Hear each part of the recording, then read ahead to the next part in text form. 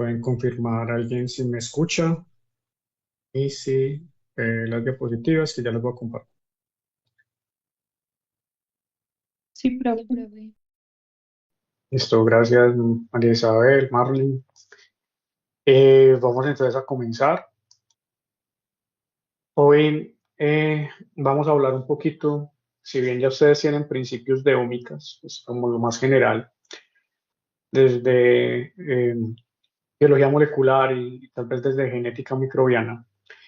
Vamos es más que todo a ver su aplicación dentro de la ecología microbiana y cómo aporta al estudio de las interacciones en enfermedades infecciosas.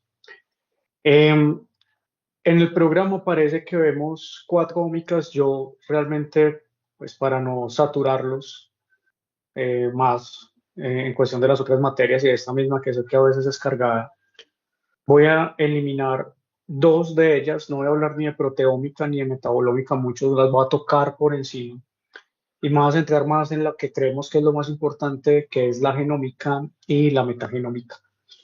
Y eso servirá entonces para ya hacerle puente a la tercera unidad donde nos vamos a dedicar a estudiar un poquito más acerca de metagenomas, específicamente de metataxonomas. A algunos no les gusta llamarlo así, los llaman amplicon sequencing, para el estudio entonces de comunidades asociados entonces a seres humanos principalmente, y su relación con salud y con la enfermedad. A eso nos vamos a centrar entonces. Bueno, estudiar genómica en ecología se denomina de hecho genómica ecológica. Es entonces por el medio de técnicas de secuenciación masiva y de última generación que intentamos entonces relacionar lo que son las interacciones y la composición con respecto a los genes. Por acá que hay gente que apenas está entrando el día de hoy a clase, entonces a la voy a admitir. Listo. Em, entonces busca esa relación encontrando primero, entonces identificando qué genes puede haber. Esos genes también se pueden relacionar entre sí. Ahorita les explico como una nueva forma de estudiar genomas. Y es entonces que si nosotros estamos hablando de cómo responde un organismo, de cierta manera lo podemos determinar utilizando técnicas ómicas. Es porque ese organismo pues tiene una relación pues obviamente con su población y la comunidad y también con el ecosistema. Todo al final termina siendo, puede ser causa de un efecto específico y ese efecto está en los genes. ¿Cómo se expresan? Si están ahí, pueden o no expresarse, ustedes lo saben. Esa expresión de genes, pues obviamente tendrá algo que ver entonces con la respuesta del organismo, obviamente con su fenotipo, su desarrollo y con algo que se llama sus restricciones genotípicas. Esas restricciones genotípicas es que, pues, si esa población no tiene los genes, pues obviamente va a estar restringido a lo que hace, a cómo se responde y a lo que se está expresando. Entonces hay una relación pues constante en eso y eso es lo que más o menos los estudiamos. ¿Cómo nos acercamos entonces a las ómicas desde la ecología? Si bien este es un paper que nos habla un poquito acerca más de todo de bacterias marinas, pero muestra la metodología general que se utiliza casi siempre. Eh, Está entonces que podemos tener dos tipos de estrategias cuando queremos estudiar estas ómicas, estas dos de las cuales vamos a centrar. Obviamente, si cambiamos de ómica, las estrategias van a cambiar. Y esa primera estrategia nos habla entonces, qué pena que está un poquito pixelada la imagen del paper, no estaba muy buena. Es que una se llama estrategia genómica y la otra se llama estrategia metagénica. La genómica específicamente se basa entonces en, claro, extraer y purificar el DNA de cultivos puros que nosotros saquemos, que sean cultivables, del medio ambiente, de cualquier matriz. De hecho, se puede, incluyendo pues las matrices que son nosotros mismos, ¿cierto? Que podemos ser una matriz. Eso entonces me permite a mí, después de purificar el ADN, irme si quiero simplemente identificar, en este caso estoy hablando solamente de bacterias, hacer una PCR del 16S, secuenciarlo por tecnología de primera secuenciación. Esa tecnología se llama Sanger. Si usted quiere que sea barato, pues no hay necesidad de utilizar las otras, ni de segunda ni de tercera. Y con eso puedes poder ir a hacer un análisis de similaridad, lo que se conoce como BLAS, que es un alineamiento local, en varios tipos de bases de datos, incluyendo la del NCBI, que es la más famosa, la del GenBank. O si vos tenés muy buena información, pues podés entonces construir filogenias. Al final y al cabo, hacer esta estrategia que no es en sí genómica, sino es simplemente coger y amplificar un solo gen que tiene múltiples copias dentro del genoma, claro está, te puede llevar entonces a realizar sistemática y con eso pues también taxonomía. Entonces, eso podría ser una estrategia muy básica que se hace en muchos tipos en muchos laboratorios, incluyendo pues obviamente laboratorios clínicos, aunque tienen otro tipo de técnicas para identificar, inclusive hasta técnicas químicas, de química analítica, como por ejemplo el Malditov, que después se los menciono más adelante, creo que en la próxima clase. Bueno, pero a partir de esta purificación de ADN, y si yo tengo acá, aquí habían colonias un poco aisladas, casi no se ven lastimosamente, puedo lo mismo, extraer el DNA de cada colonia, pero esta vez no me voy por un solo gen, me voy por la mayoría de genes, o sea, secuencio su genoma. Entonces aplicó genómica. Hay varias técnicas de secuenciación, incluyendo que están entonces sometidas a, a, bueno, a diferentes tecnologías. Estoy hablando de segunda y tercera generación. Tal vez primera, como es Sanger, para secuenciar genomas es bastante demorado. Entonces eso lleva a que hoy sean más, digamos, baratas y más rápidas de hacer las secuencias para este tipo pues, de microorganismos. Cuando yo tengo entonces la secuencia, la puedo pues, realizar acá en Colombia o la puedo, bueno, mentira, no, no es que tenga la secuencia, mando a secuenciar. En Colombia se puede hacer, hay unos equipos, pero en el exterior sale más barata, lastimosamente, pues, no es por hacerle propaganda al exterior, pero pues, sale mucho más barata que hacerla acá. Entonces la envías tu ADN, eso tiene unos problemas en cuestión entonces de legislación. Hay permisos de importación y exportación de material genético que los maneja la Agencia Nacional de Licencias Ambientales o por sus siglas ANLA. Y si usted no quiere, entre comillas, meterse en problemas, pues habría que pagarlos cada vez que usted saque del país material genético. Eh, Uno lo que hace lastimosamente, pues no sé si esto esté grabándose, ahorita vi como que sí, no sé por qué. Sí, bueno, dejemos que grabe. Em, la cuestión sería, pues, intentar cumplir la regla y hay otra gente, pues, que se la pasa por la galleta y manda a secuenciar. Cuando a mí me llegan las secuencias, yo primero tengo que ensamblar ese genoma, porque me llegan unas pequeñas secuencias que se llaman RICs, no sé si se acuerden. Esos RICs tienen un orden, entonces yo tengo que aplicar unos algoritmos que se llaman grafos. Esos grafos organizan la secuencia en secuencias más largas, llamados contigs, y esos counties después yo los paso por un sistema de anotación. Entonces es donde se conoce como la anotación de los genes. La anotación de los genes es decir, darles un nombre prácticamente. Es decir, este gen se llama de esta manera porque se parece mucho a uno que estaba en la base de datos. Eh, Eso entonces, con ellos, yo puedo mirar varias cosas. Puedo entonces hacer vías metabólicas predictivas, puedo hacer filogenómica, puedo hacer taxonomía, un poquito más de precisión, puedo hacer seguimiento epidemiológico con más precisión, encontrar genes marcadores mucho más precisos, etcétera. O sea, me permite hacer muchísimas cosas que ahorita vamos entonces a ver. La segunda estrategia grande se llama metagenómica. Creo que también la han escuchado, la han visto en algunas de sus clases. Es extraer todo el ADN de una muestra ambiental, pero es todo, ya no es que las cultivo por aparte, están en cultivo puro y de ahí saco ADN, sino acá es toda la matriz. Entonces una muestra puede ser agua, sedimentos, sangre, puede ser materia fecal, piel, cabello, lo que quieran. De eso se puede hacer prácticamente de cualquier matriz. Se purifica el DNA y yo tengo dos opciones acá. Primero, conocer solamente la composición. Para eso, entonces, utilizo un gen marcador. En comparación a esta, miren que esto es de cultivo puro, pues voy a saber por medio de la identidad de secuencia, en este caso de un marcador universal como el 16S, para bacterias o arqueas, pues voy a conocer o intentar acercarme a su identidad, ¿cierto? De su taxonomía. Acá es secuenciar el 16S de toda la muestra. En este caso, pues para arqueas y bacterias, pero puedo utilizar otro tipo de genes si quiero entonces mirar la composición de eucariotas, como por ejemplo los espaciadores internos transcripcionales o ITS o transcriptos, pues. Aquí el 16 puede ser el más común de todos y nos vamos a centrar mucho en la clase sobre él. No es que vayamos a ver eucariotes ni nada, sino nos vamos a quedar únicamente en procariotes y arqueas. Esto entonces es una técnica que depende de PCR, pero que después ya lo que se obtenga de esa PCR se pasa por un segundo o tercera generación a nivel de secuenciamiento. Es lo que se conoce como shotgun, técnicas de escopeta.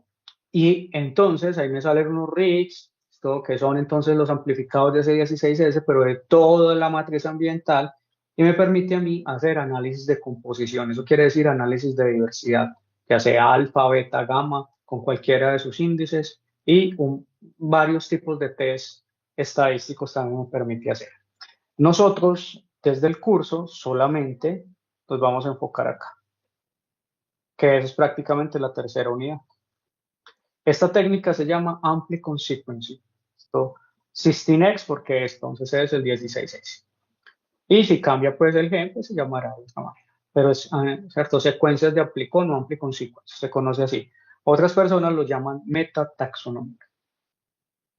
Ahora, tengo entonces la otra estrategia dentro de la metagenómica, que ya no es hacer una PCR de un gen específico para toda la comunidad que esté presente, sino que se secuencia todo. De una vez se secuencia todos los genes. Eso quiere decir que tendría unos rigs que los podría anotar y conocer cómo entonces está esa comunidad en cuestión de genes. ¿Eso qué me permite hacer, muchachos? Reconstruir vías metabólicas de esa comunidad. También me permite conocer los taxas. ¿Por qué no? Porque además de todos los genes, ahí también están genes marcadores taxonómicos. Por ejemplo, el 16S también estaría ahí, entre otros. También me permite, de cierta manera, por técnicas computacionales más avanzadas, reconstruir genomas de microorganismos no cultivables. Y es así que lo hemos hecho, mediante la metagenómica. 16S Amplicon Sequencing tiene unos análisis que se acercan a la funcionalidad, pero no son tan buenos como los metagenómicos per se, ¿cierto? Porque pues, simplemente si están enriquecidos estos taxas, ¿cierto? Si son abundantes, pues yo puedo especular que esos taxas tienen enriquecidas estas vías metabólicas y yo pienso que esas funciones van a estar. Eso yo no lo sé, eso es como si fuera hipotético, pero yo pienso que van a estar. Y mucho más hipotético desde solamente un gen. Entonces asocia la diversidad de ese gen, en este caso grupos taxonómicos o rangos taxonómicos con una función. Queda muy en el aire. Metagenómica sí puede mirar los genes y reconstruir entonces todas esas vías. Tengo todo el perfil genético de la comunidad. Ahí me puedo acercar más a la función. De todas formas, en las dos técnicas, una más predictiva que la otra, nos quedamos en el mundo de las hipótesis. O sea, están estos genes, pero no sabemos si se están expresando o no. Entonces ahí es donde entraría una técnica que se llama metatranscriptómica, que después les hablaré un poquitico nomás, una pincelada a partir entonces de ella. ¿Hay alguna pregunta hasta acá? No, profe.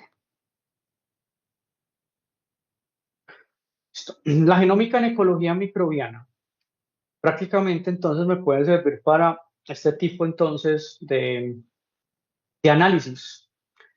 Primero entonces yo puedo tener solamente ADN de una muestra de un ecosistema que está.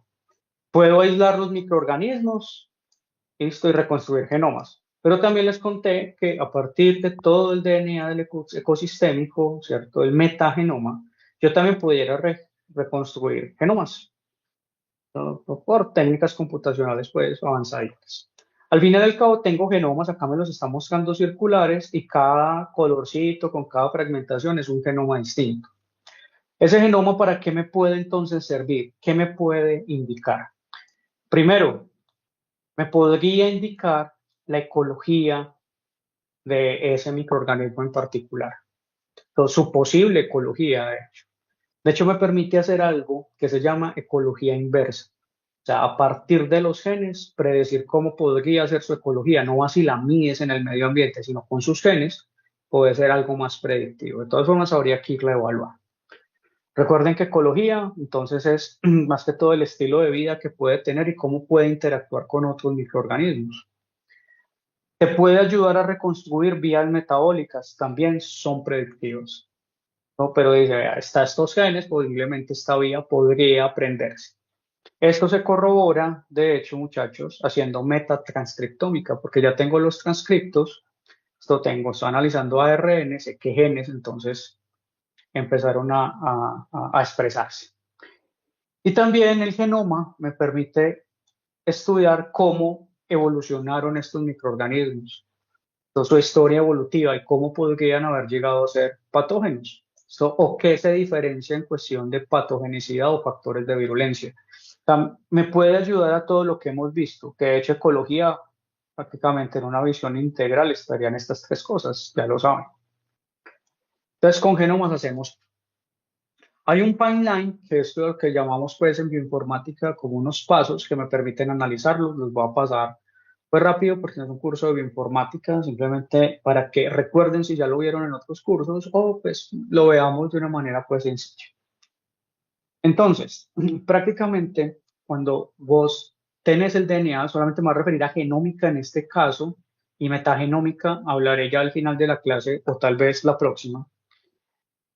Tiene un pipeline, que es así se denomina, una serie de pasos. Vos tenés el ADN, ese ADN lo mandas a secuenciar, sea aquí en Colombia, Latinoamérica o otro lado del mundo.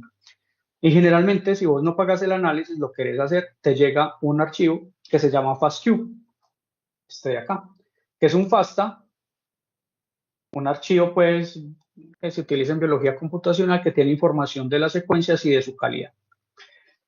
Vos podés, hay ya formas de hacerlo con inteligencia artificial, hoy es más fácil, poder utilizar diferentes herramientas para empezar a hacer primero control de calidad de esas secuencias, a ver, entonces se llama quality control. Después esas secuencias hay que limpiarlas, quitarle los adaptadores, si era por ejemplo la secuenciación tipo Illumina, que es de segunda generación. Recuerden que tiene unos primers y unos adaptadores ahí pegados, hay que quitárselos. Y errores de la secuencia.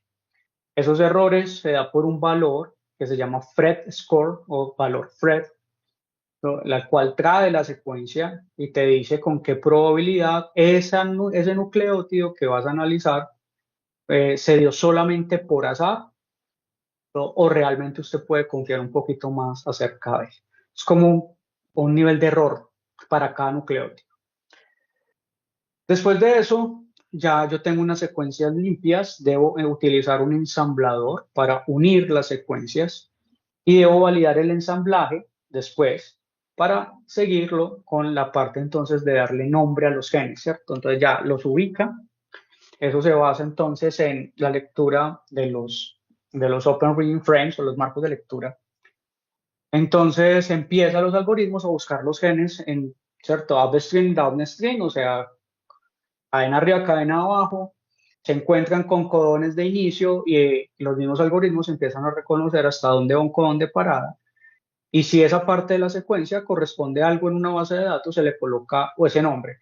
Pero muchas veces no se encuentra nada, dice, vea, esto tiene una estructura de gen en esta posición en el marco de lectura, ya sea positiva o negativa, dependiendo si va 5', 3', 3', 5'. Llega y lo ubica y te dice, ve, esto parece un gen, tiene un codón de inicio y mira, aquí está el codón de parada. Esto se parece a esto que está en la base de datos y ese gen se llama 16S. Pero puede ser que también te diga, no, tiene estructura de gen, pero no se parece a nada de lo que tengamos. Entonces a eso los llamamos como genes putativos o genes hipotéticos. Y los genomas están llenos de genes hipotéticos. Bueno, lo que queremos prácticamente, muchachos, a partir de la naturaleza, ¿cierto? Hablemos netamente, pues ya de clínica. Ya sé que a algunos de ustedes no les interesa hablar de otra cosa, sino solamente de eso. Eh, es que de una muestra ambiental, pues va a ser, claro, vos pensás que, de una muestra, perdón, de un paciente, vos pensás que los genomas están organizados. Eh, Pueden tener una organización y eso es lo que vos pensás. ¿Qué es lo que hace uno? Uno lo que llega y es si hay algo empaquetado y organizado en la naturaleza, lo que nosotros estamos haciendo con nuestras técnicas primero es fragmentarlo. Es como si colocáramos acá dinamita, miren, se fragmenta, quedan unos pedacitos y después esos pedacitos hay que volver a reconstruirlos para que sea lo más parecido a lo que nosotros estamos pensando que está en la naturaleza. De esa manera poder empezarlos a estudiarlos en su estilo de vida prácticamente y que ellos pues dentro de su estilo de vida pues van a infectar y van a enfermar a un paciente. Si yo tengo entonces pedacitos, habrá que organizarlos. Eso se llama ensamblaje. Esos pedacitos, que en este caso, ¿cierto? Pequeño, si yo tengo un periódico, eso tiene información, entonces quedó como, ¿cierto? Después de estallarlo, pequeños pedacitos, eso es lo mismo que hablar de los RIS. Eso es lo que pasa.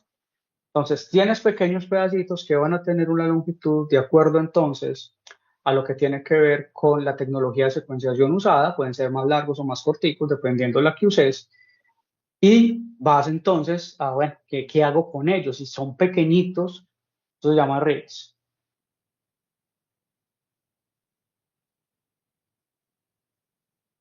Debo entonces unirlos. La unión de esos redes en fragmentos mucho más grandes de ADN, intentando tener un orden, se hace por medio de unos algoritmos, son varios, no existe solamente uno, sino que se asocia a la tecnología de secuenciación o el aparato utilizado. So, esos algoritmos se llaman grafos, grafos de Brujín. Hay varios. Lo que hace entonces es un grafo, pues es prácticamente una forma como de empezar a ensamblar esos pedacitos matemáticamente, teniendo en cuenta teoría de probabilidades. Pues, es algo pues complejo que eso no lo vamos a ver ni mucho menos. Entonces, más o menos funciona de la siguiente manera. Si yo tengo unos rigs, no, mírenlos acá, rig 1, rig 2 y rig 3, puedo tener millones de ellos. Esta secuencia se puede empezar a fraccionar en algo que se llaman kamers. Los kamers simplemente es un fraccionamiento con diferente longitud de nucleótidos que se puede ir dividiendo de esa secuencia. En este caso, los kamers son de A3, de A-triadas. Prácticamente, si vos coges esta secuencia, la empezás a dividir de A3 y vas cogiendo uno por uno y vas avanzando, al final te salen 6 kamers. Esto para tener toda la representatividad de la secuencia de A3. Así es en el RID 1, así en el RID 2, así en el RID 3, así en el RID 1000, 2000, 5000, 10000, 10000, etc. Después de eso, entonces, es una parte demorada a nivel computacional, esos kamers se deben empezar a organizar, ¿no? Entonces empieza a construirse el grafo. Si yo tengo esta secuencia, ¿con qué probabilidad, listo, se va a unir con otro kamer? Y empieza a pegarse. Es que se piensa que después de esta debe seguir una T, por probabilidades y por similaridad también. Entonces se pega y acá debe seguir otra T, se pega, pero el algoritmo me muestra que puede tomar dos caminos, se puede pegar una C, una G y empieza a reconstruir. Y esto puede tomar unas vías impresionantes, imagínense un genoma. A lo último, entonces, cuando ya se tiene algo más, digamos, estándar y por probabilidades se evaluó, que es lo que más probable puede ir pegado un cámara a otro, ya se obtiene algo como esto y se reconstruye ya la secuencia. Lo que pasa es que esto puede seguir ser muy grande y esta secuencia pues va a aumentar y va a quedar mucho más grande. Esa secuencia se llama Contic, ¿no? Así se llama. Entre counties más grandes, pues mucho mejor. Pero a veces el algoritmo no reconoce qué es lo que sigue y se forman como unos gaps o unos indels, también unos huequitos, o scaldals también se llaman. Hey, falta algo acá, pero ¿será porque no se alcanzó a rellenar esa secuencia o porque el algoritmo no pudo? Lo más seguro es que el algoritmo no pudo porque pues obviamente no va a estar vacío, ahí van a haber bases encadenadas. Y eso también hay que tenerlo en cuenta en el ensamble. De esa manera, entonces yo tengo un ensamblaje mucho más grande y ya puedo empezar a hacer un control de calidad de ese ensamblaje. Todo eso cómo se hace rápidamente. Cuando me salen este tipo entonces de gráficas, Utiliza un programa que se llama Busco y eso te ayuda entonces a mirar varios parámetros del ensamblaje para que escojas el mejor, porque debes tener datos idóneos. Miren entonces la figura. La figura te muestra entonces diferentes tipos de ensambladores, o sea, diferentes algoritmos. Aquí están. Y el mismo genoma se ensambló con varios.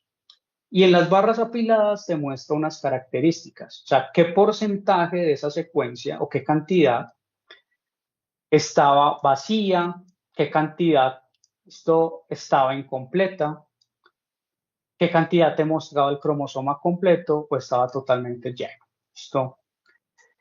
Yo de acuerdo a cómo se van comportando los porcentajes o las cantidades, ya sean absolutas o relativas de estas categorías, yo podría escoger cuál sería el mejor ensamblaje para poder seguir con los otros análisis que necesito a nivel ecológico.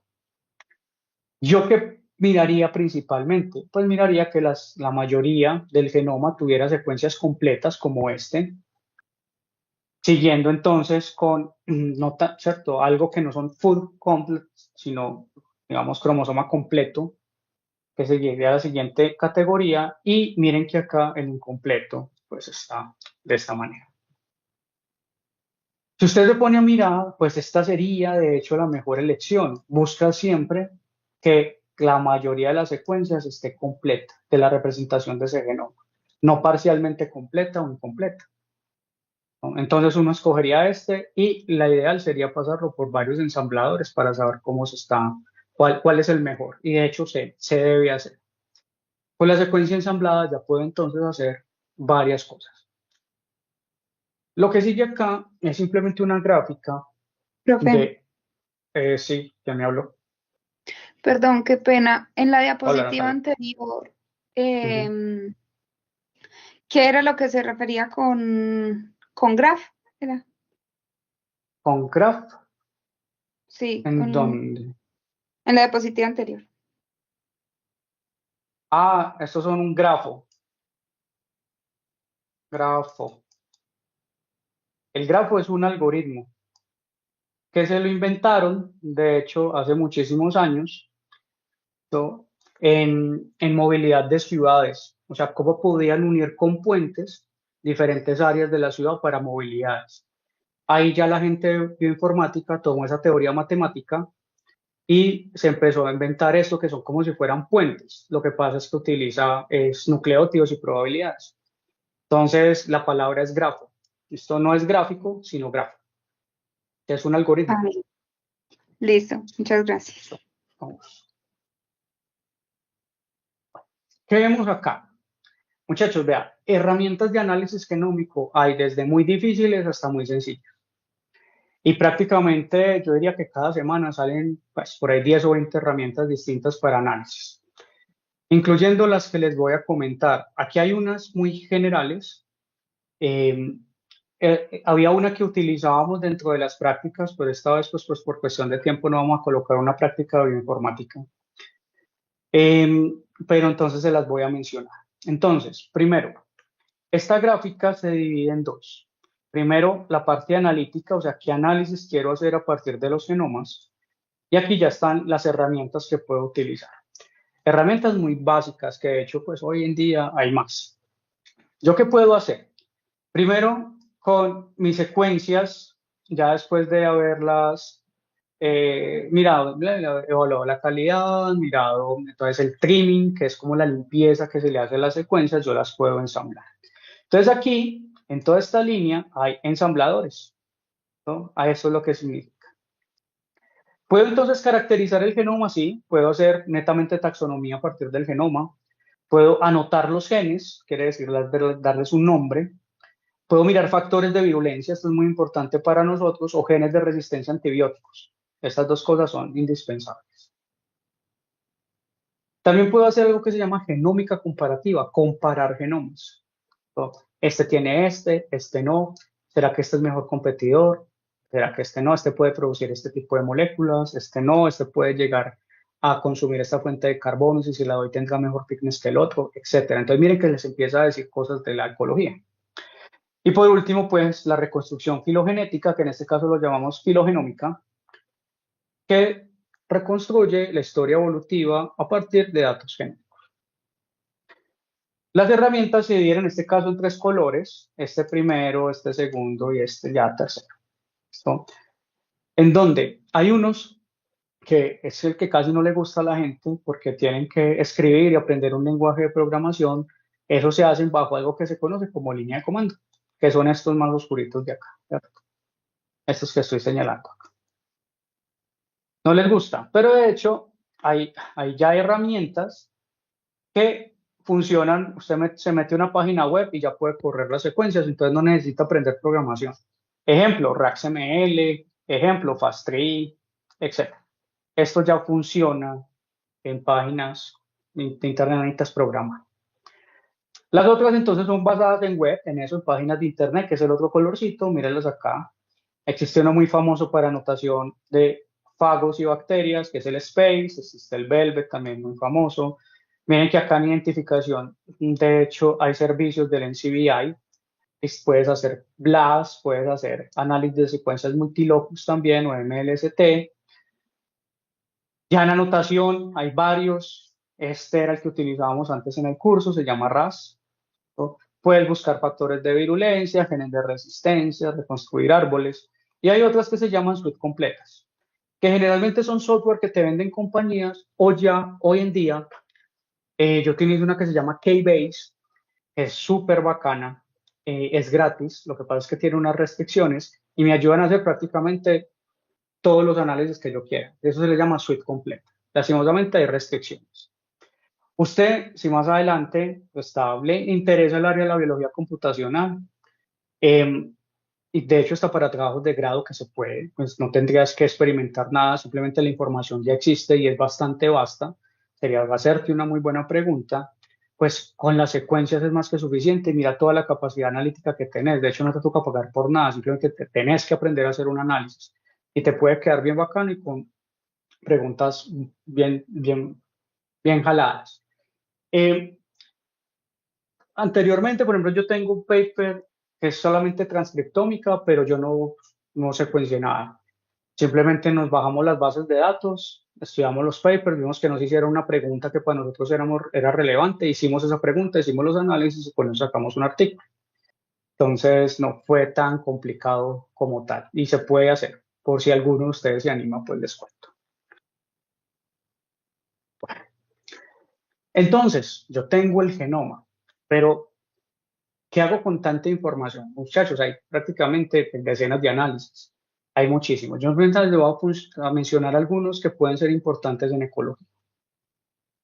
Lo primero que uno hace con la información genómica, cuando uno ya la tiene anotada, ya conozco dónde están los genes, qué genes son, y pues si tienen nombre, porque recuerden que algunos no, quedan como genes hipotéticos, es hacer este tipo de mapa génico. Eso se llama Circus plot. Circus plot. A mí no me gustan, pero la literatura está llena de esto. ¿Qué es esto? Es que te coloca en el centro una información general, o sea, pues, especie más la cepa y hasta tamaño total del genoma. Eso depende de la herramienta que utilizas. Cada círculo que está acá es un parámetro del genoma que está representado por análisis de frecuencias o análisis de barras. ¿Cómo así parámetros? Ejemplo, mirar entonces el contenido de guanina-citosina y representarlo. ¿Cómo está en cada parte del genoma? O adenina-guanina. ¿Cómo está entonces dentro de los marcos de lectura anotados los genes? Entonces mira primer, segundo, tercero, cuarto, quinto y sexto marco de lectura. Entonces ahí te los va ubicando. Entonces te da la representación con respecto a marcos de lectura y también te puede dar entonces, digamos así como la polaridad, que si es positivo o negativo, dependiendo si se está codificando 5', 3', o 3'5'. O sea, es eso. Si usted va a ver, pues vaya, entiéndalo, ¿cierto? Pues eso es un mamarracho lleno de colores, hay gente que le parece bonito, a mí me parece, pues, no entiendo a veces, ¿cierto? Más bien, pues es una representación, ese es el genoma, bueno, muy chévere, pero ¿qué me estás mostrando ahí? Entonces, para eso hay otro tipo de figuras que pueden ser mucho mejores. Entonces, Circus plot es para la representatividad genómica, o sea, todo lo que se pueda meter dentro de cada una de esas circunferencias que ven, es información genómica. Como la use, pues ya tocará empezar a mirar. Bueno, ¿me siguen alguna pregunta hasta acá?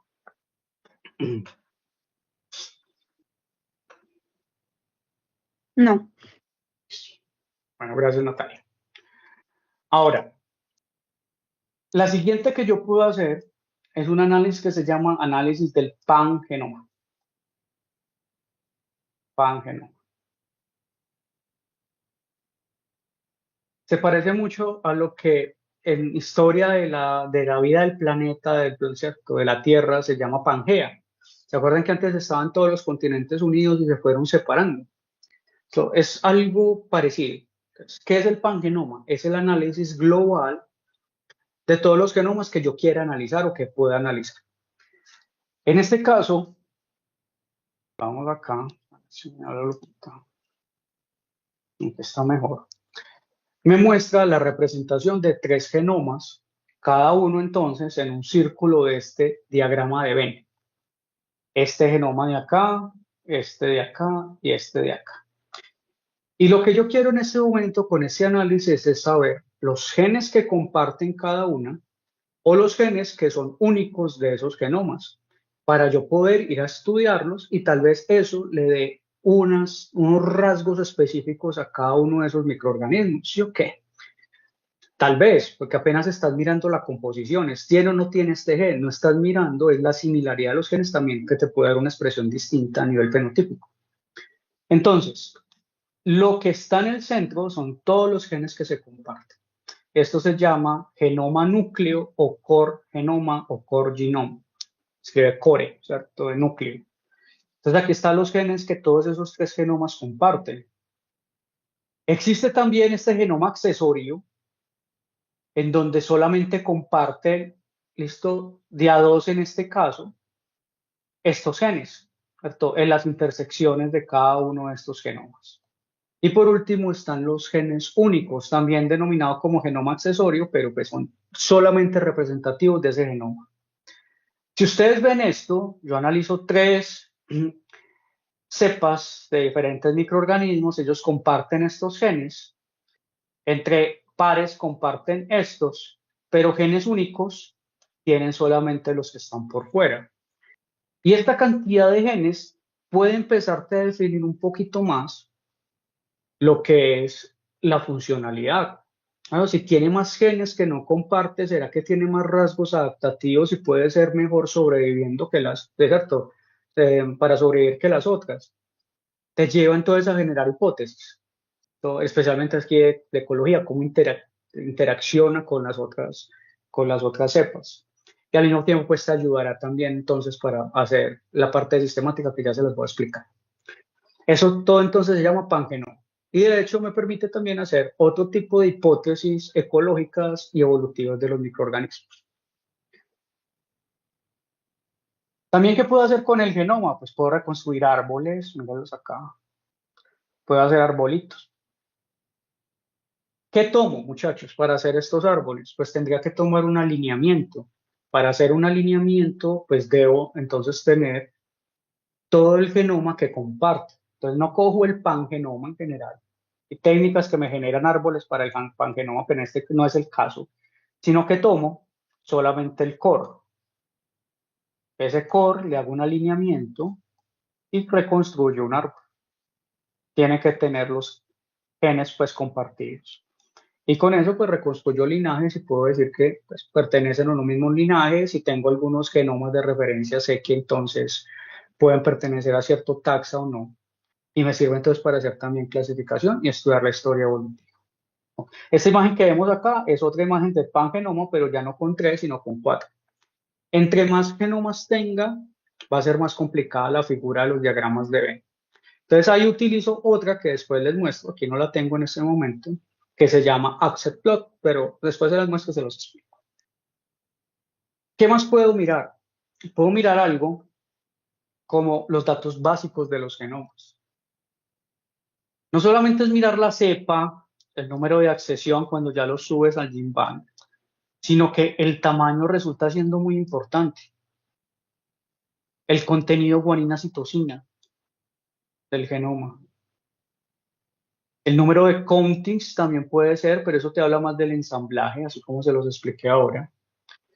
Pero más que eso, yo esto a veces no lo tengo mucho en cuenta. Es el número de secuencias codificantes de proteínas. Mire que así yo estoy hablando de la misma especie, como en este caso, que es uno de las especies que yo estudio en investigación, se llama Bacillus belesensis, tienen un tamaño similar pero no igual, ¿sí o qué? Y al mismo tiempo tiene un número de secuencias similares pero no iguales, obviamente de secuencias que codifican para proteína. Lo mismo los ARNs, que aquí están juntos tanto los de transferencia como los ribosomales. Se parecen pero no son iguales. Por ahí empieza para mí los análisis. Es que tiene mayor tamaño, lo puedes asociar con mayor número de funciones, ¿sí? Ok, con complejidad genómica. Tiene más secuencias de proteínas, pues también podría entonces significar que tenga otras adaptaciones distintas a los otros. Todo lo mismo el RNA. O sea, es mucho más sabe sintetizando proteínas que los otros porque tiene más RNA, ¿cierto? Pues también se podría asociar con eso. Entonces empiezas a generar diferencias. Cuando pasamos, yo lo que hice acá fue hacer un tipo de análisis de agrupamiento, no voy a entrar en detalles estadísticos, sé que los aburre. Simplemente me di cuenta que analizando ciertas variables se formaban unos grupos. En este caso, esto se llama análisis discriminante. Yo solamente quiero que miren que acá se formaban unos grupitos o unos clústeres en este árbol, que de hecho son los mismos en los dos análisis. Esto es un análisis discriminante, esto es un análisis de clústeres. Y resulta que este tipo de datos que mucha gente ignora te ayuda a mirar que se forman grupos.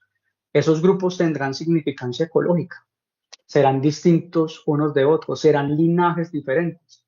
Para eso yo tendría obviamente que hacer otro tipo de técnicas, pero miren que no se deben echar a la basura.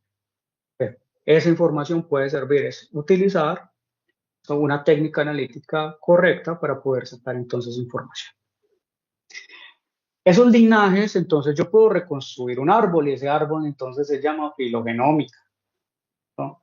Existen varias técnicas que no voy a mencionar pues hoy en clase y te ayudan entonces a reconstruir la historia evolutiva. También ayudan, en este caso ya les había mostrado esto, y si se familiarizan con esto y los experimentos que hablamos en el videito de Richard Lenski, eso es como si estuviéramos hablando de la ley de potencia. Pero a esto lo llamamos hoy, y lo vamos a llamar así en análisis ecológico, curvas de rarefacción. ¿Esto qué me indica? Esto sí voy a entrar a hablar un poquito de esto. Alguna vez les comenté en la clase anterior que uno por las curvas de rarefacción, uno puede medir el esfuerzo de muestreo que uno tuvo. En esta ocasión en genómica también se puede hacer, no solamente en muestreos, como lo hablamos en esa clase de diseños experimentales y muestrales, un breve recorderis, sino muestreando genomas. Entonces, vemos una gráfica en el eje X representa el número de genomas que voy acumulando. Eso quiere decir mi esfuerzo de muestreo, yo cuántos genomas tengo. Y en en el eje Y, es el número de genes. Lo que quiere decir esto, muchachos, es en la primera línea, esta, la negra, es que yo voy muestreando y entre más muestree, pues voy a seguir encontrando más genes. ¿Llegó una asíntota? No, esto no sigue un modelo de hipérbole rectangular, sino al contrario, sigue derecho. Y en algún momento tal vez con un número de muestras se saturará y hasta ahí llegará. Entonces no vale la pena seguir muestrando más genomas. Con eso ya detecté el número posible de genes. Eso se modela. En este caso, usted puede seguir encontrando genes y posiblemente genes nuevos. Porque mira que aquí no está diciendo que sean genes nuevos o no, está diciendo un número de genes. Entonces lo puede asociar. Esta manera entonces, el pangenoma, ese es el tamaño de ese pangenoma de todos los genomas que estoy analizando, sigue en expansión. Es un pangenoma abierto, porque puedo encontrar más genes y más especialidades ecológicas dentro de los genomas que yo esté estudiando. Y si estoy estudiando patógenos, imagínense la importancia que tiene encontrar más genes y tal vez formas distintas de infección, de enfermar o de matar gente. Entonces, es relevante. Lo contrario es la otra que va hacia abajo. Es entonces está representando el core. El core en este caso vemos que sí se empieza a saturar después de cierto número de muestras. So, y ya que puede quedar estable. Entonces, el core estable aproximadamente llega a la asíntota entre 120 genomas. Eso está bien, es la representación del core y de ahí ya no va a pasar. No voy a encontrar más número de genes en ese genoma núcleo de los genomas que estoy comparando. Pero lo que sí se va a encontrar y que es bacano es más número de genes, esto a nivel de cada genoma, o sea que van a ser únicos o compartidos entre unos, pero no compartidos entre otros. En algún momento cuando esta curva, muchachos, la del pangenoma, llegue a la asíntota, o sea, le pase esto, llegue por acá y se establezca que quede como en una meseta, yo ya puedo decir que el pangenoma se cerró, es un pangenoma cerrado. Ya no, por más que muestre, no voy a encontrar entonces más genes. ¿No? Entonces es un análisis que se empieza a utilizar bastante en cuestión de estudio genómico y especialmente de ecología genética. ¿Alguna pregunta con esto? Profe, ¿me puede decir qué es lo que Ujú. pasa con el core? Sí, el core en cierto punto va a dejar de crecer. Acuérdate que el core es lo que comparten todas. Es este pedacito que estoy pintando acá. Entonces ese core se va a estabilizar, o sea, no vamos a encontrar más genes que sumen al core. Con un pangenoma abierto, lo que vamos a encontrar es genes que sumen acá, acá, acá, acá, acá y acá, pero principalmente genes únicos. Entonces voy a encontrar más genes que son únicos de esas cepas, lo cual me puede dar a mí indicios, ojo, me quedo en el mundo de las hipótesis, de que puedan tener especialidades ecológicas o adaptaciones distintas. Y que puedan ser más generalistas, ¿sí o qué? Y tiene lógica. Un pangenoma más cerradito, ¿no? Es algo como así. O sea, cuando ya llega la asíntota. Qué pena mis dibujos, muchachos.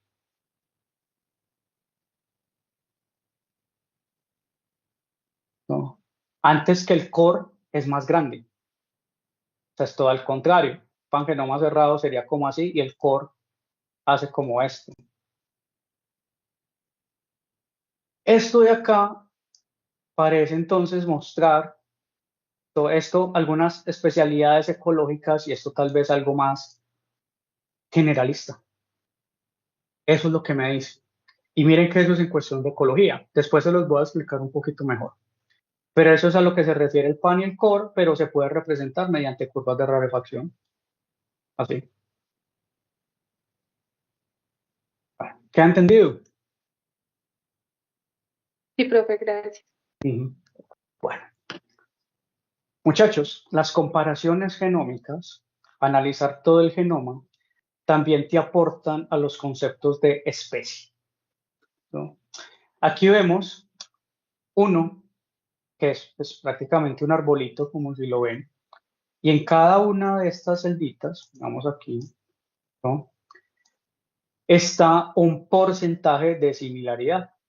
Todas estas dos cepas se parecen.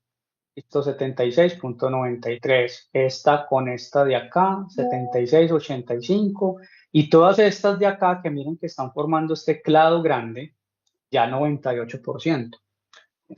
Ese nivel de similaridad, esto se llama ANI, o la prueba se llama ANI. En español significa identidad promedio de nucleótidos. En inglés, ANI. Entonces, debo tener genomas para utilizar una calculadora ANI, así se llama, ¿no? Lo meto en un software, que eso, pues hay páginas en internet que tienen eso, ahorita les muestro una. y metes las secuencias y ella misma hace el análisis, te saca un porcentaje de similaridad.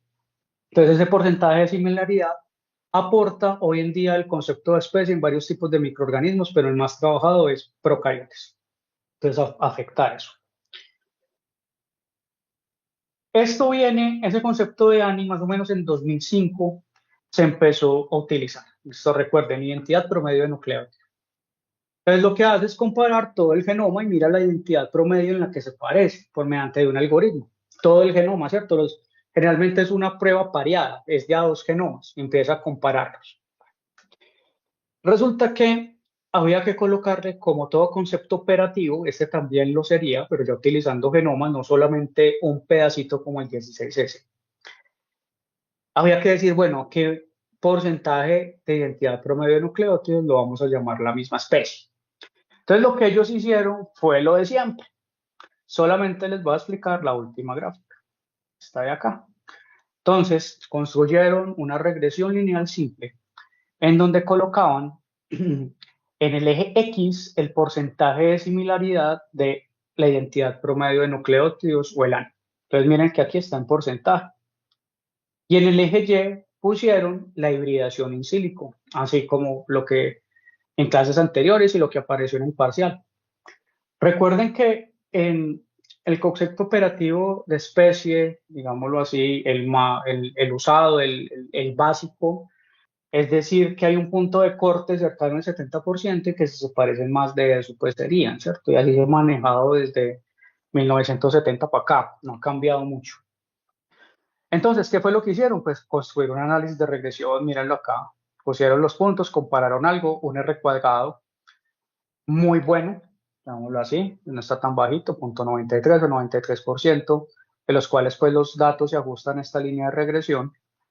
Y miren que acá cogen y trazan la línea, extrapolan y dicen, bueno, si seguimos el concepto de especie normal que ha utilizado todo el mundo durante toda la vida, lo que baje acá es lo que deberíamos considerar como porcentaje de ANI para decir que dos cepas pertenecen a la misma especie. El punto de corte daba llegando al 95%. Por lo tanto, porcentajes de ANI mayor al 95 indican que esos dos genomas pertenecen a la misma especie. Porcentajes de ANI más bajitos indican que no. Eso es todo. Quiere decir que seguimos arrastrando todos los errores en cuestión de taxonomía que veníamos arrastrando desde el 70. Eso no ha cambiado, por lo menos en cuestión de bacterias. El ANI hoy también he visto que se utiliza a nivel de eucariotas, específicamente de hongos. También se empieza a calcular y se empiezan a tener otros parámetros para la clasificación de hongos a nivel ya genómico. Bueno, no solamente hoy existe el ANI para clasificar bacterias, sino que también unos investigadores inventaron la hibridación DNA-DNA a nivel computacional. Eso se llama hibridación in silico. Esto es esta de acá. Sigue los mismos parámetros de la hibridación normal, el 70% para arriba, pues pensamos que pertenece a la misma especie. Y el ANI también se basa en lo mismo, pero acuérdense que el ANI es del 95% más. Tanto así que si usted reconstruye, como en este ejemplo, una línea de regresión, un modelo de regresión lineal más bien, aquí expresando la similaridad ANI, o identidad promedio de nucleótidos, y aquí la porcentaje de similaridad de la hibridación DNA-DNA in silico, también representado en porcentaje, mire que la regresión es lineal. Esto, de hecho, es directamente proporcional. Pues claro, si uno de estos conceptos se basa en el otro. Entonces, generalmente para identificación de bacterias mediante estos dos conceptos, ¿no? Puedo utilizar genomas, secuencias, utilizar estas dos calculadoras, por acá se las voy a dejar, el que esté gomoso las puede mirar. Uno simplemente mete los genomas y le da a correr y se acabó. Los genomas en formato FASTA y te da porcentajes. Y con esos porcentajes puedes determinar, si vos utilizas unos controles, si ese genoma que vos estás trabajando se parecía o puedes decir que es la misma especie de otro que vos sepas y que tengas confianza de que está bien clasificado. Pangenoma, esto ya lo habíamos visto, que no se repite la imagen, en este caso más cepas. Entonces, miren que se van formando la figura de hecho mucho más compleja y entre más tengas es mucho peor.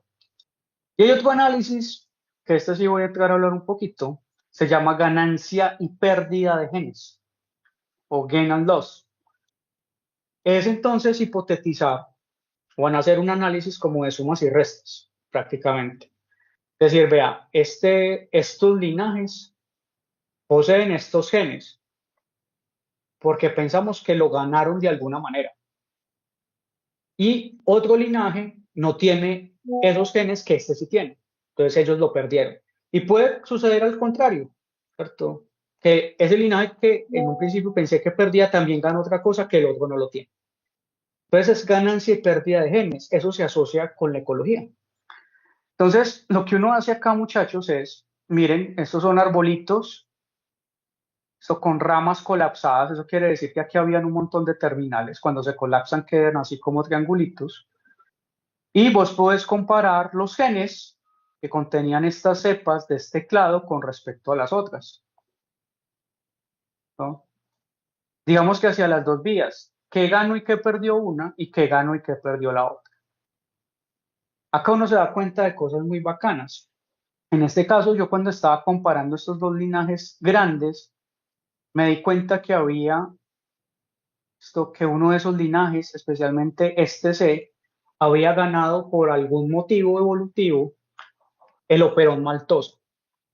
Si tenían un operón maltosa que no tenía entonces los de arriba, me podían a mí ayudar a varias cosas. Primero, a diferenciar entre linajes por pruebas fisiológicas. Decir, este linaje no lo tiene, este sí.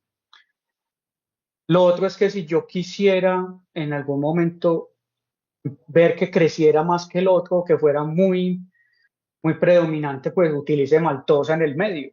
O pues este lo tiene, el otro no. Lo mismo que me di cuenta que habían otros linajes cuando los comparaba que tenían operones casi completos, en este caso el manganeso, el cual es muy importante como inductor de la esporulación en bacterias esporuladas. Entonces ellos utilizan mejor el manganeso. Entonces, ¿por qué no dárselo para que esporulen más y con eso poder sacar un producto a nivel de probióticos? Miren que ese tipo de cosas que llama genómica comparativa llega y me da luces de cómo puede ser la ecología de esos microorganismos. Luces, habría que experimentar para saber si eso es verdad. Entonces, estudiar la ganancia y pérdida también me puede llevar a eso. A mirar, a hacer hipótesis sobre la ecología. ¿Tiene estos genes? ¿No tiene estos genes? Y con eso empiezo a hipotetizar. ¿Alguna pregunta, mujer?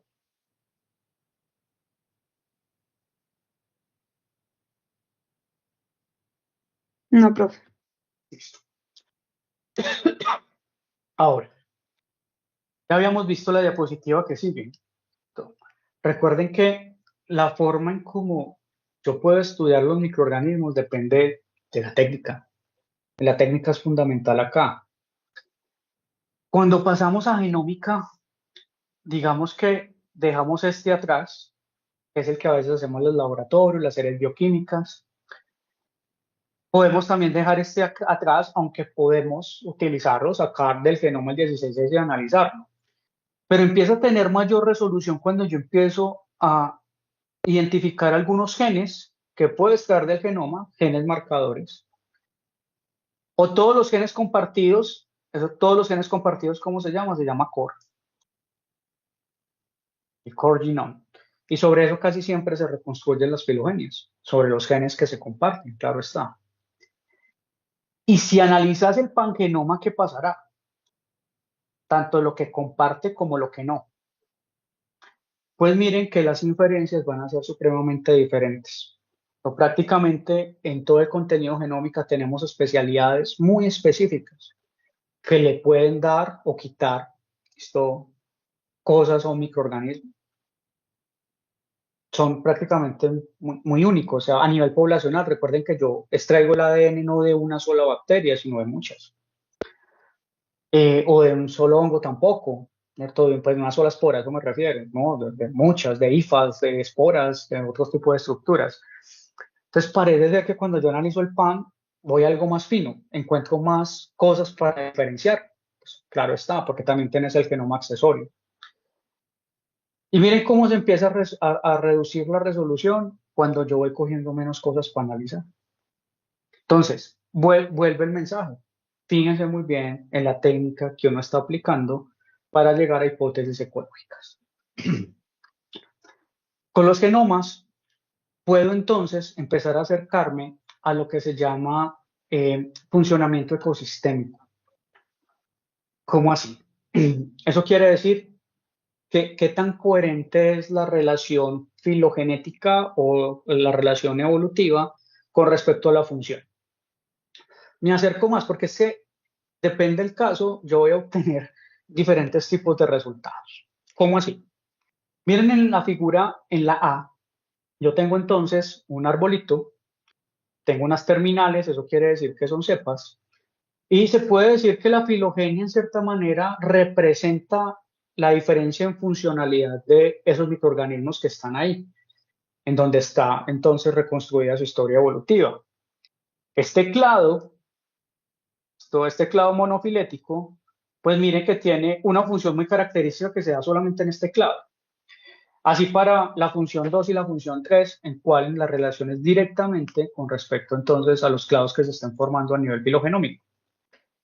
Entonces, trabajar con filogenómica te ayuda a definir un poco más eso.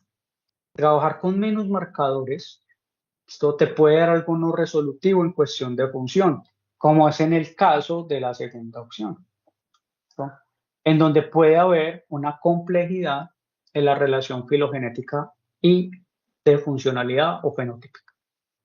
Miren acá cómo se está entonces esa función, no solamente la tienen todos, sino que también la tiene uno por acá, está como revuelto, ¿sí lo ven?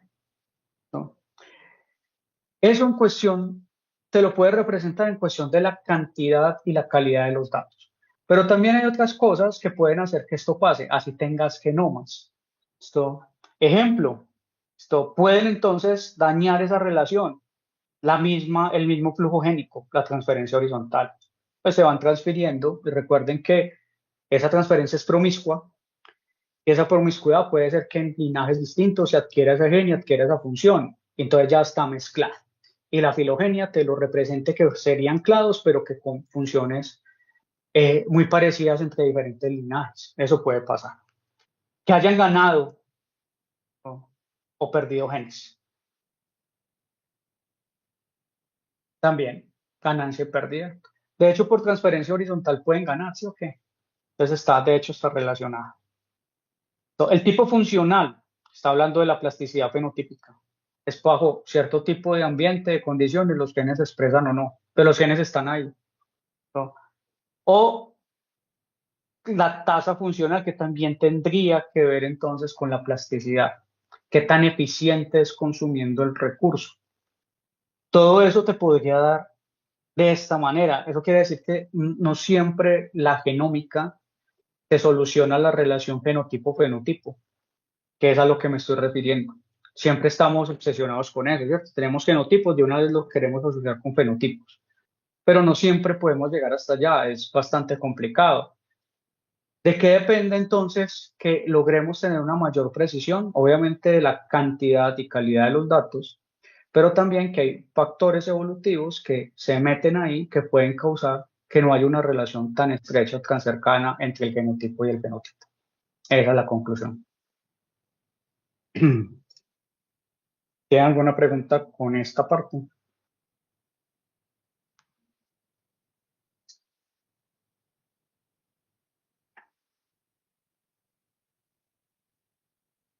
Por otra cosa que nos dimos cuenta, ya cuando analizábamos genomas, era que con los ecotipos, poblaciones bacterianas que ocupan un mismo nicho ecológico, cuya divergencia estaba mediada por la selección natural periódica, sabíamos que se formaban algunos clústeres, con unos grupos de tipos ecológicos iguales. Eso lo hacíamos generalmente con genes marcadores. Entonces decíamos, vean, cuando utilizaba un gen marcador, se forma este ecotipo que tenía pues, varios tipos de terminales en un árbol filogenético. Ejemplo, decir que todas estas tres eran un mismo tipo ecológico. decir que estas dos eran un mismo tipo ecológico. Eso con genes marcadores. ¿Qué nos empezamos a dar cuenta cuando empezamos a integrar los genomas a los conceptos de especiación? Que prácticamente cada genoma era un ecotipo. Eso vuelve, de hecho, hasta más, sí, ¿por qué no?, tediosa la clasificación y desorganizada del todo, ¿cierto? Entonces, pensar que cada uno tiene una especialidad ecológica muy distinta, pues claro, la cantidad de genes es mucho más, te está representando más funciones, lo cual entonces se puede estar representando tipos ecológicos, o sea, tipos de microorganismos que exploten diferencialmente recursos, que ahí va, ¿cierto?, el concepto de especie ecológica. Entonces, con los análisis genéticos nos dimos cuenta de eso. Ya no formaban clústeres, prácticamente cada genoma era un ecotipo. Y también, pues, se midieron algunos rasgos, en este caso, pues, como esas bacterias consumían la maltosa, la maltodextrina, el inositol y la glucosa, lo vemos acá, que están los códigos de las cepas, las convenciones que están representadas en esta figura. Y entonces vemos que así pertenezcan a un mismo ecotipo, ellas consumen todas las fuentes como tal. La cuestión es que las consumen de manera distinta. Una cosa es sí, la consumen, y otra cosa es la tasa con que consume una fuente de carbono. Y eso hace parte de la especialización ecológica, de cómo está consumiendo recursos en el ambiente. Una población, en este caso bacteriana, que sea más eficiente consumiendo la glucosa es mejor competidora que la otra, que la maltodextrina, que la maltosa, pues obviamente. Eso le dará una ventaja evolutiva y será mejor competidora que la otra. Entonces eso es ecología. Con los genomas, entonces, no solamente nos dimos cuenta que habían ecotipos diferentes, cada genoma era uno, ya no formaban esos grupos más vastos, y que cuando miramos cómo consumían los recursos, nos dimos cuenta que había una expresión diferencial en ese consumo de recursos, no son lo mismo. Eso daba cuenta también entonces de las diferencias en especialidades ecológicas que tenían las cepas. Entonces, en conceptos de especiación, miren que la genómica también entonces dio bastante. ¿En qué más dio la genómica? Muchachos, me permite a mí estudiar epidemias. Les voy a entrar un poquito más clínico en enfermedades infecciosas. Aquí vemos en este paper cuáles son las implicaciones ecológicas y evolutivas. Pues, no son las implicaciones como tal, vemos es como los tipos de dispersión que puede tener un microorganismo en el medio ambiente, ¿cierto? Desde que ellos mismos se muevan en ese movimiento browniano, ¿no? Que ellos mismos entonces estén pasando de un hábitat a otro, se me están diciendo, vea, de pronto cuando hay otoño, pues hay unos microorganismos que están acá y caen al suelo, pues se están dispersando, por supuesto. O tal vez haya unos microorganismos que vivan dentro de las semillas, y así es que es. Esos organismos los llamamos endófitos y generalmente nos los comemos en la dieta y hace parte de nuestro microbioma.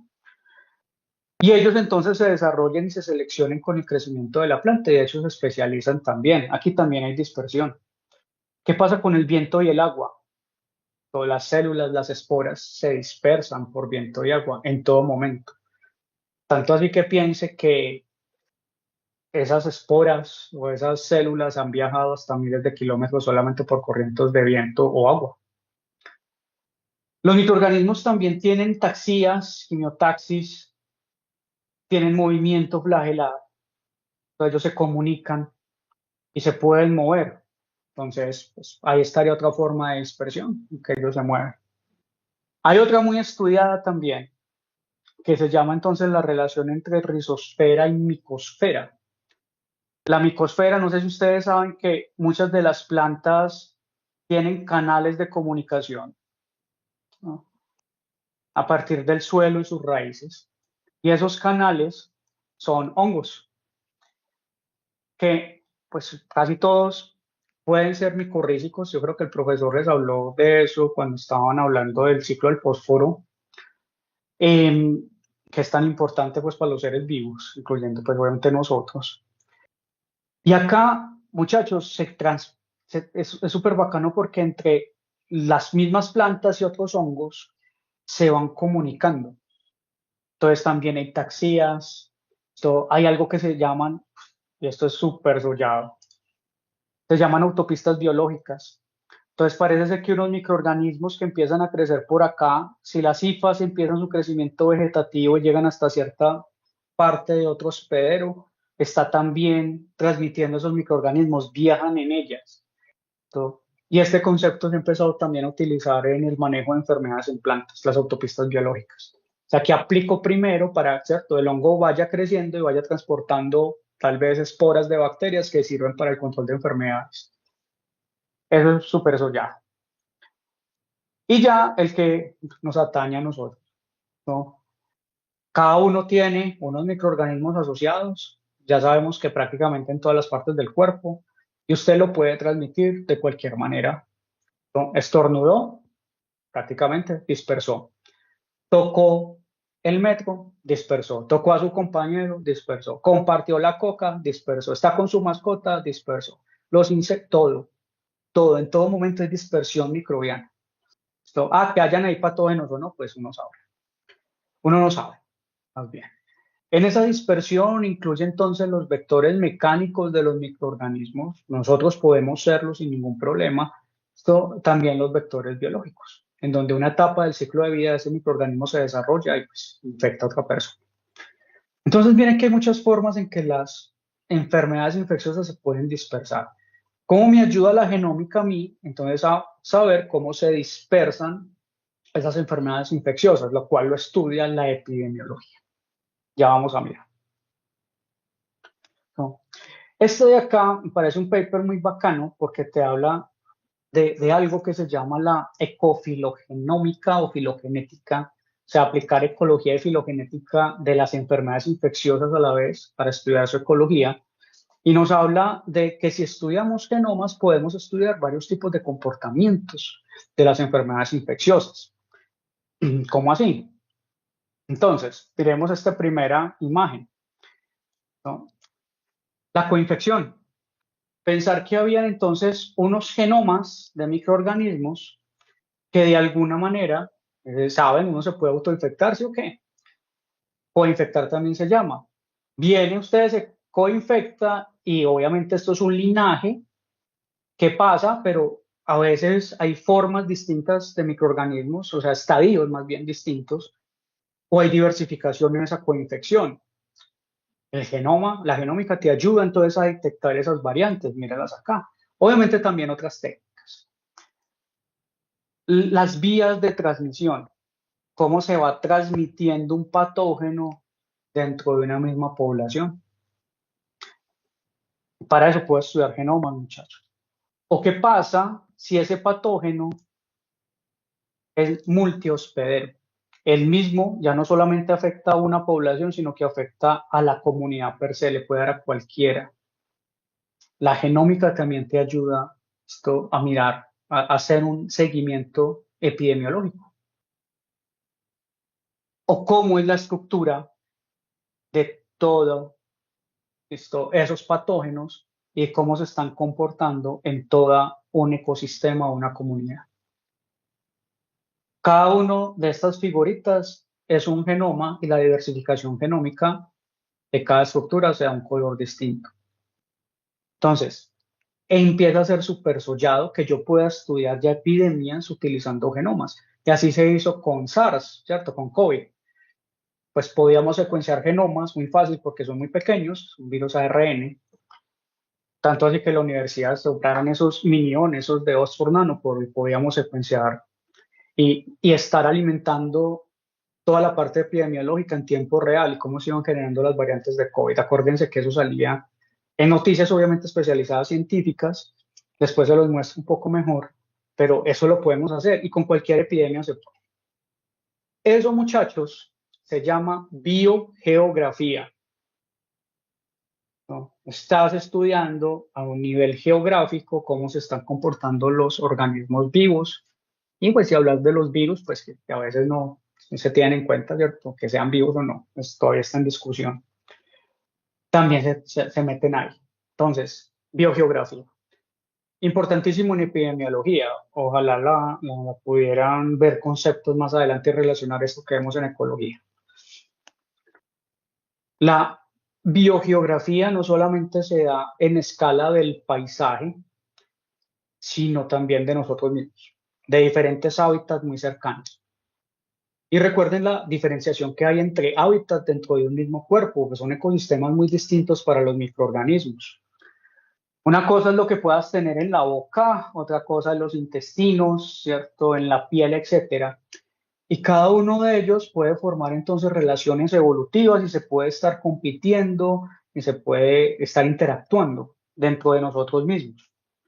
Miren que acá hay diferentes hábitats. Los podemos llamar, de hecho, hábitats geográficas en una escala más pequeñita. De hecho, no sé si recuerdan que yo les he hablado del problema de escala cuando uno estudia microbios. No es lo mismo que estudiar plantas, seres humanos, animales, insectos. No, el problema de escala acá es, ¿cierto? Tal vez un centímetro sea suficiente para que los hábitats cambien y hayan nichos distintos. O un milímetro. Es un problema gigante que tenemos los microbiólogos con eso. Entonces, el mensaje de esto es, sí, hay una diferencia en composición microbiana entre hábitats, por lo tanto yo puedo decir que hay un comportamiento biogeográfico. Pero si ustedes ven, dentro de cada uno de estos grupos distintos hay relaciones evolutivas que se pueden ir construyendo entre ellos. Esta de acá o toda esta. ¿No? Pensando que de hecho, la composición microbiana entre estos dos sitios anatómicos que están más cercanos, pues la distancia filogenética va a ser más cercana que con la que está en la boca, que va a ser totalmente diferente. Entonces tengo sitios geográficos distintos con diferentes composiciones microbianas que interactúan distinto. Cuando yo estudio biogeografía y lo asocio a los fenómenos evolutivos, estoy estudiando evolución y dispersión, se llama filogeografía. Filogeografía. También en epidemiología, pues bastante significativo. Ya voy a terminar en 2 diapositivas. La filogeografía la podemos estudiar a partir de genomas o de genes marcadores también. Aquí hay un software que se utiliza en epidemiología que se llama Evolabs. Te va mostrando entonces cómo los microorganismos patógenos, las variantes que yo voy encontrando en espacios geográficos, yo las caracterizo, las secuencio y hago análisis entonces de esa diversidad. Pero esa diversidad que después se construye bajo un modelo evolutivo, o sea, hago árboles filogenéticos, miren que cada color indica un sitio geográfico diferente. Y ustedes saben por teoría darwiniana, eso está en los primeros, que entre más cercano es probable que más se parezca, ¿cierto? Por el tema de la dispersión, lo mismo ocurre en microorganismos. Entonces, miren acá cómo se iba diversificando un patógeno en diferentes partes, en esta ocasión pues de África, y miren que lo que estaba más cercano tenía el mismo color. Si usted ve esto en el árbol, pues tiene congruencia filogenética. Los linajes iban evolucionando, algunos congruencia exacta, otras no tanto, o que estaban ahí entre el paso, y usted puede construir esas hipótesis filogeográficas y tener un seguimiento epidemiológico de las variantes que van apareciendo y conocer cómo pueden ir evolucionando. ¿Para qué? Primero, tomar medidas de salud pública, que lo veremos en el último capítulo. Tratamientos para las personas, medidas de contención, lo que usted quiera. Hay algo que hacer, pero eso uno lo va haciendo a medida que va estudiando entonces los genomas. Esto se resume acá, miren muchachos. Tener entonces datos de reconstrucción filogenómica o filogenética, saber cómo es la dispersión, o sea, datos de los que se van asociando en cuestión de áreas para después construir un análisis que te permita mirar linajes y la geografía para saber entonces comportamientos epidemiológicos, ¿no? ¿Alguna pregunta con esto?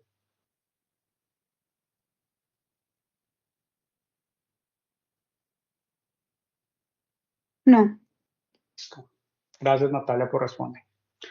Bueno, la próxima clase, entonces, para finalizar acá, nos falta un poquitico de genoma y entro a hablar de metagenómica un ratico, algo general, y después ya empezaría, creería yo, la parte ecología numérica, un poquito de modelación. Voy a intentar que no tenga demasiada estadística. Para saber entonces pues, bajo qué modelos cierto, ecológicos se comportan las enfermedades infecciosas. Entonces, eso es hasta a lo que vamos a llegar hoy. Muchachos, anuncio parroquial. El martes voy a hacer entonces la revisión, ya estoy que termino del primer parcial, ya mi parte. Voy también a llevar la parte de Julián, de pronto el que no haya revisado. Yo voy a estar en horas del laboratorio, ahí en el cuarto piso, allá afuera, y los que están en el laboratorio pueden ir saliendo, lo pueden ir revisando, y los que no pueden ir a mirarlo. La idea entonces es que la clase también la tengamos virtual por el tema de movilidad, entonces que nos podamos trasladar fácil para no tenerla presencial. Primero por la modalidad y segundo porque yo todavía no tengo contrato, entonces aquí estoy trabajando gratis, mentiras. No, no, mentiras, no esas mentiras, es cierto. Pero no quiero que nos atrasemos.